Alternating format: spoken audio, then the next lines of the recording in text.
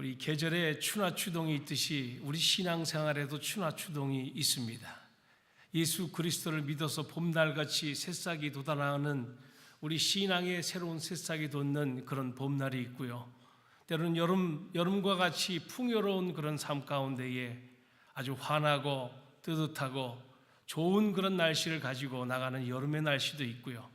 또 가을과 같이 풍요로운 우리 삶 속에 추수할 수 있는 이런 풍요로움을 느낄 수 있는 가을의 계절이 있습니다. 그러다 보면 어느덧 또 겨울이 닥쳐옵니다. 겨울이 닥쳐오면은 찬바람이 불고요. 아무것도 보이지 않고 냉랭한 것 같고 차가운 그런 바람만 붑니다. 어떻게 보면 이것은 우리의 신앙생활과 똑같다고 볼 수가 있습니다.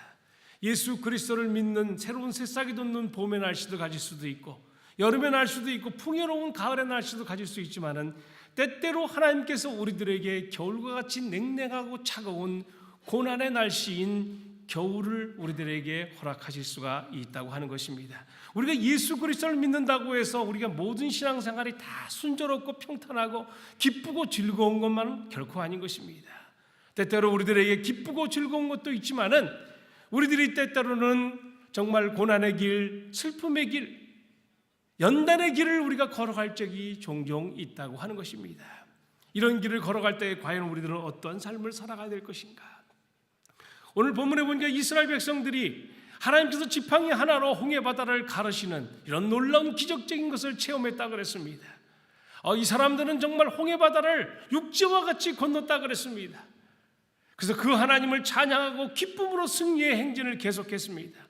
광야의 3일 길도 후딱하면서 그들은 지나갔습니다. 그런데 광야에서 만난 첫 번째 물이 마라라고 하는 쓴물을 만나자 이 사람들은 거기에서 실망하고 좌절했다고 그랬습니다. 광야의 3일 길도 너무나도 힘든데 광야에서 만난 첫 번째 물이 쓰자 이 사람들은 그곳에서 좌절하고 실망하고 원망하는 삶을 살았다고 했습니다. 그렇습니다. 예수 그리스도를 믿으면 모든 것이 해결이 잘 되고 만사가 형통한 것만 있는 것은 아닙니다. 때때로 홍해바다를 건너는 이런 만사가 형통하는 기쁨의 순간도 있지만 짜릿한 순간도 있지만은 때로는 마라라고 하는 그런 고난의 슬픔의 시련의 연단의 장소로 우리가 들어갈 수가 있는 것을 가르쳐 주고 있습니다.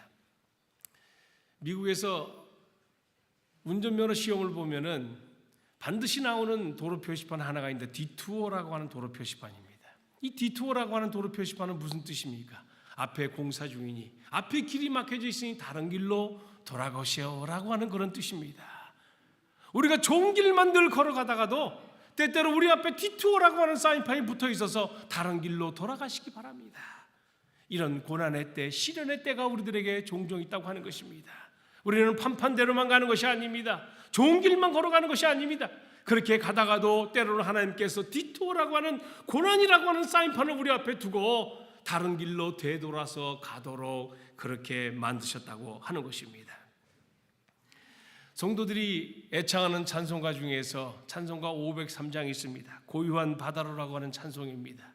이 찬송시를 쓴 사람은 톱 레이디라고 하는 목사님이신데 이 목사님은 정말로 젊은 시절에 잘 나가던 목사님이었습니다. 신학을 공부를 하고 한때 정말 신앙생활에 죽이 맞아가지고 같이 신앙생활 열심히 했던 존 웨슬러 목사님과 함께 청소년 활동을 잘하던 목사님이었습니다.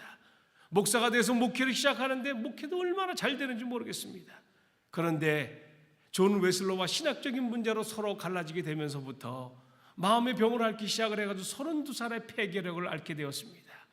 이제 죽는 날만 바라보고 남아있는 그런 목사님의 신세가 되어버리고 말았습니다. 그때에 그분이 쓴 찬송시가 찬송가 503장이었습니다. 1절의 가사를 보면 그가 정말 잘 나가던 때에 그 시절을 회상하면서 썼습니다. 고요한 바다로 저 천국 향할 때 주에게 순풍 주시니 참 감사합니다. 그다음 2절 가사를 보니까 그가 고난의 때를 그리고 있습니다. 큰 물결 일어나 나 쉬지 못하나. 큰 풍랑이 일어나서 내가 쉬지 못한다고 본인은 고백을 하고 있는 것입니다. 사랑하는 여러분, 그렇습니다.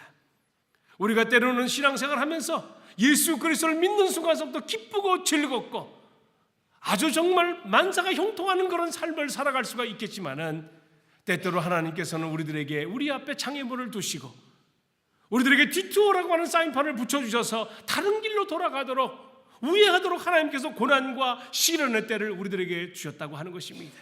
과연 우리들은 그러면 시련의 때를 만났을 때에, 고난의 때를 만났을 때에, 아니 이스라엘 백성들이 만났던 이 고난의 마라를 만났을 때에 과연 우리는 어떤 태도로 어떠한 삶을 살아가야 될 것인가? 오늘 본문에서 우리들에게 주시고자 하는 교훈이 바로 그런 것입니다.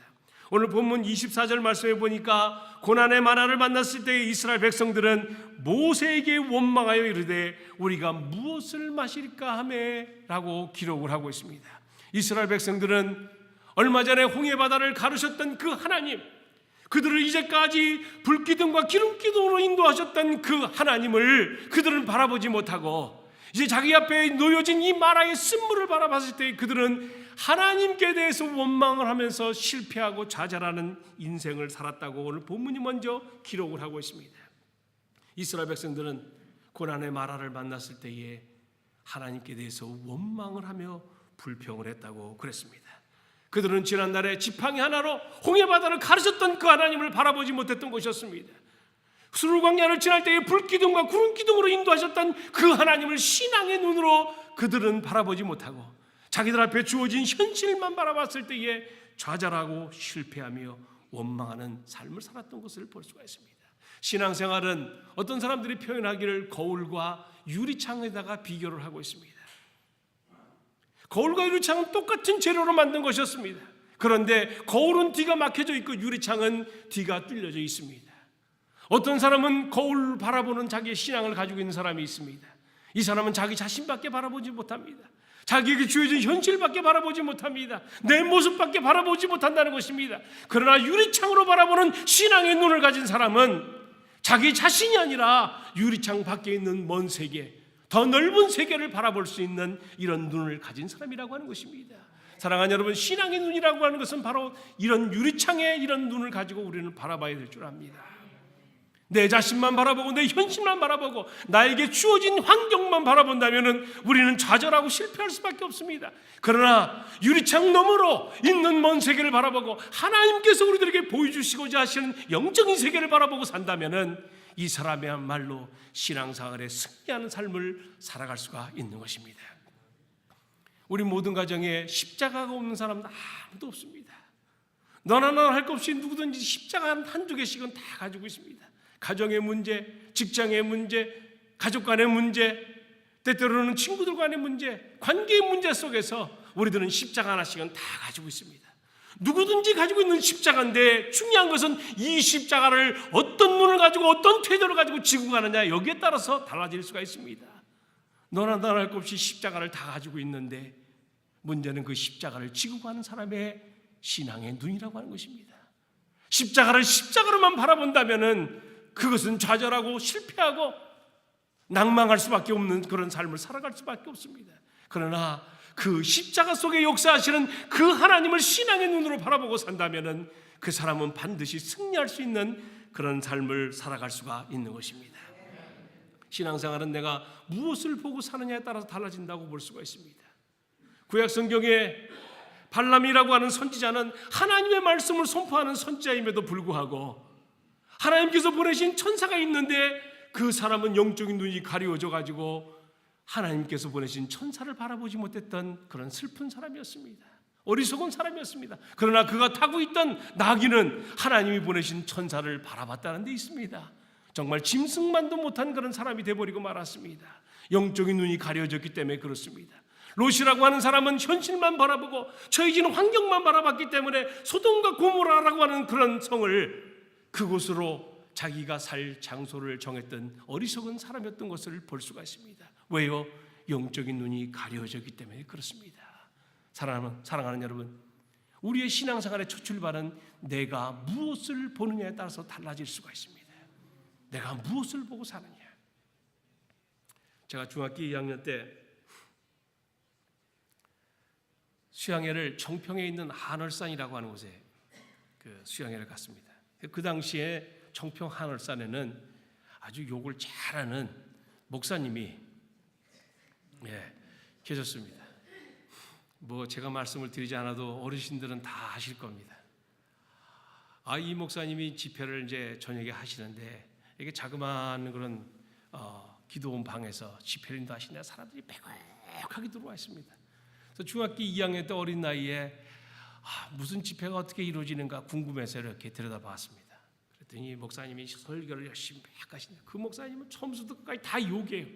예, 다 욕이에요. 뭐 졸기만 하면은 야, 넌 여기서 뭐 했냐, 뭐 이러고 뭐 이제 맨 마지막 설교 다 하신 다음에 이제부터 방언을 하기 시작한다. 방언하고 싶은 사람 다 앞으로 나와. 그러니까 이제 사람들이 우르르 나오더라고요. 강대상 앞에 나와가지고 무릎 꿇어. 그러니까 무릎을 다 꿇더라고요. 그래서 이제부터 방언을 하기 시작한다. 방언 시작. 그러니까 이제 방언들을 막 하세요. 그러니까 목사님이 이제 다니시면서 안수 기도를 딱 해주신. 그러다가도 어느 사람은 등잔대기를 딱 대면서 야 임마 넌 가짜야 들어가. 그러면 또 들어가고. 그런데 어린 나이에 방언을 하는 게 너무나도 신기하더라고요. 그래서 나도 방언을 좀 한번 받아봐야 되겠다.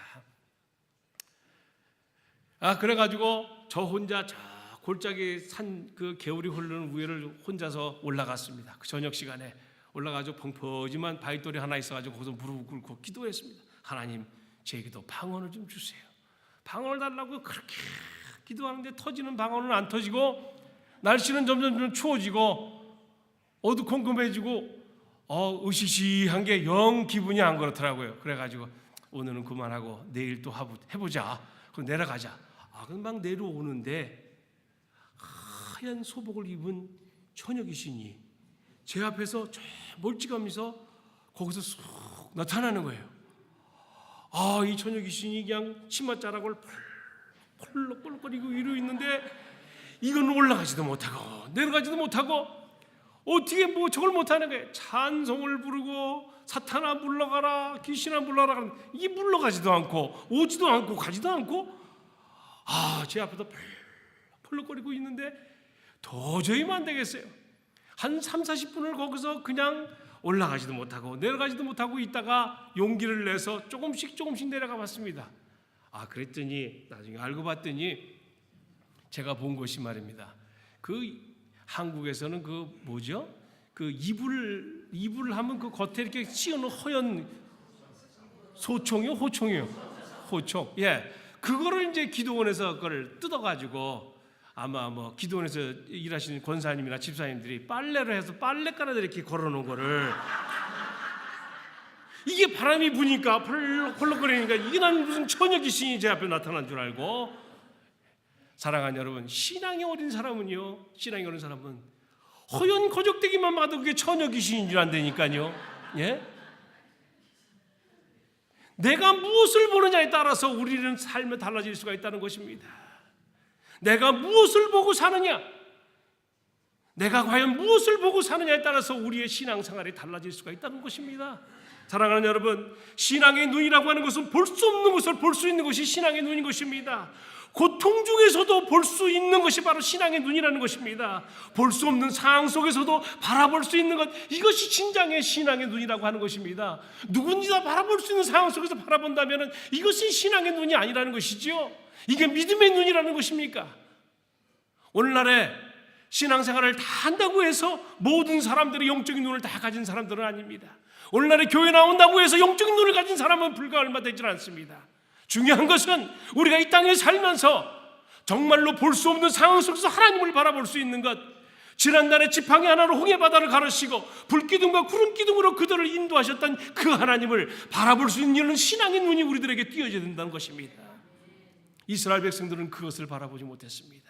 사랑하는 여러분, 저와 여러분들은 고난의 때를 때로는 만날 수가 있습니다. 아니, 이 가운데는 고난을 만나시는 분도 계실 줄 압니다. 시련의 때를 거쳐가시는 분도 계실 줄 압니다. 누구든지 우리들은 다 십자가를 가지고 있습니다. 중요한 것은 그 십자가를 내가 어떻게 바라보느냐 하는 것입니다. 그 고난을 내가 어떻게 통과하는 것이냐 하는 것입니다. 사랑하는 여러분, 그 고난 속에 역사하시는 하나님을 바라보시기를 바랍니다. 그 십자가 속에서 함께 하시는 그 하나님의 능력을 믿으시기를 바랍니다. 저는 비행기를 타고요, 참 많은 곳을 지금 다니고 있는 사람 중에 한 사람입니다. 1년에 한 3차례, 4차례 정도는 한 달에 한 3차례, 4차례 정도는 제 비행기를 타고 다닙니다. 그러니까 비행기를 탈 적마다 놀라는 것은 그 거대한 물체가요, 수많은 사람들을 싣고 수많은 물건들을 싣고 그 하늘을 차고 올라가는 거 보면 참 신기합니다. 그때 창밖을 물구멍이 바라보다 보면은요, 이 비행기가 하늘로 올라가면 올라갈수록 이 세상에 있는 물건들은 점점 작아진다는 것입니다. 그 거대했던 그 건물들이, 그 많은 사람들이, 그 많은 물건들이 때로는 우리 시야에서 점점 사라져버리고 만다고 하는 것입니다. 사랑하는 여러분, 그렇습니다. 이게 신앙의 원리라고 하는 것입니다. 우리의 눈이 하늘을 바라보면 바라볼수록, 하나님을 향해서 올라가면 올라갈수록 우리가 바라봤던 이 세상의 문제점들, 우리가 가지고 있는 십자가들, 그것이 때로는 거대하게 보이는지 몰라도, 때로는 산더미같이 보이는지 몰라도 그것은 점점 작아져 버리고 만다고 하는 것입니다. 여러분들의 신앙의 눈을 하나님에게 맞추시길 바랍니다. 하늘의 소망을 두시기를 바랍니다. 그 하나님을 향해서 우리가 올라갈 때에 우리가 가지고 있던 모든 문제점들은, 우리가 가지고 있는 십자가들은 전부 다 우리 눈에서 사라져버리고 말 것입니다. 스데반이 마지막 죽음의 순간에도 그가 바라봤던 것은 돌멩이를 쥐고 있던 친구들을 바라본 것이 아닙니다. 이웃을 바라본 것이 아닙니다. 처자식을 바라본 것이 아니었습니다. 스데반이 마지막 죽는 순간에도 그가 바라봤던 것은 하늘의 영광을 봤던 것이었습니다.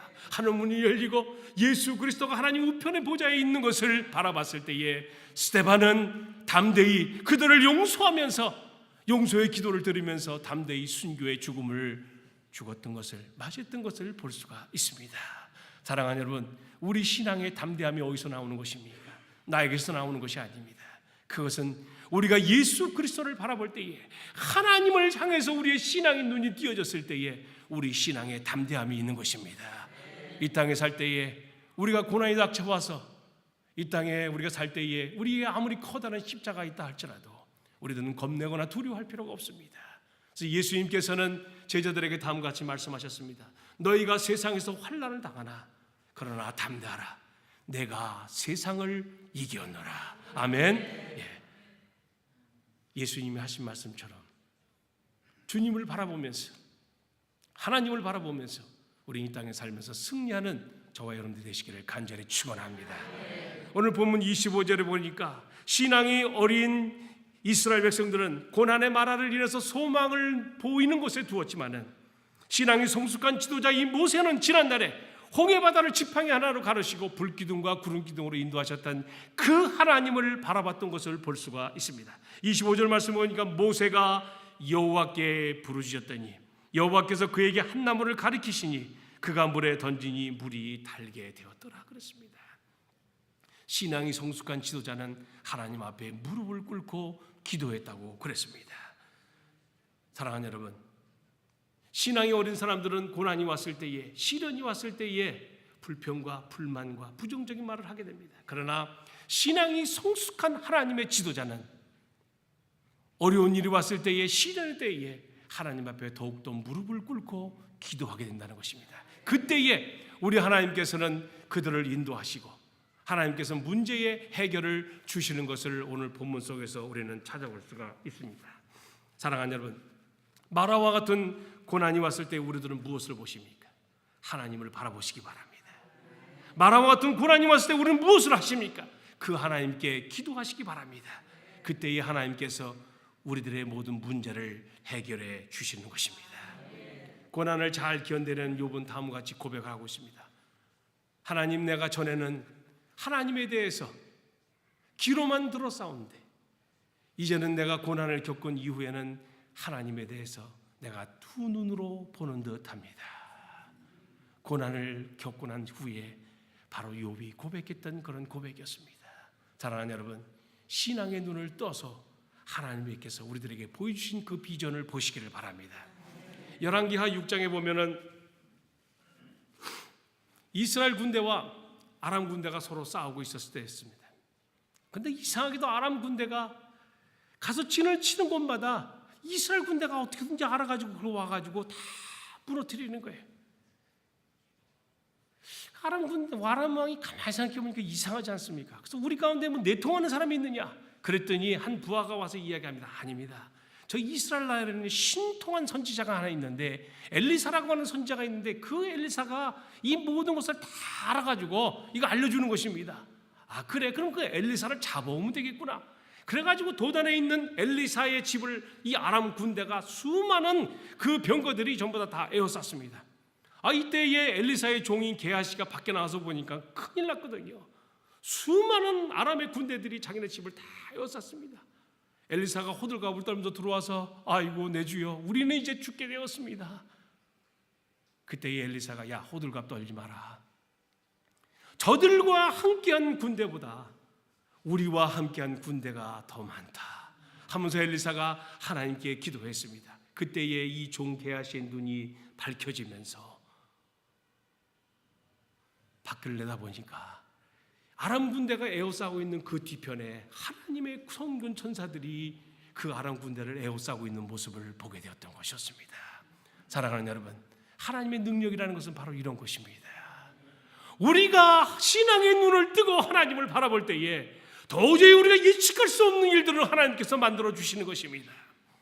이것이 바로 하나님의 능력이 아니겠습니까? 이것이 신앙이 아니겠습니까? 이것이 예수 믿는 짜릿한 맛이 아니겠냐는 것입니다. 우리가 세상 사람들과 똑같은 눈을 가지고 있다면 우리들은 이 땅에서 실망하고 좌절하고 넘어질 수밖에 없습니다. 그러나 우리에게 능력을 주시고 우리가 사방으로 우겨쌈을 당하고 답답한 일을 만나고 우리가 정말로 낙심되고 힘든 일을 만날 때에 그래도 내 속에 계신 그 하나님의 능력을 믿고 우리가 나간다면 우리 하나님께서 우리들에게 반드시 승리를 주신다고 약속을 하고 있는 것입니다.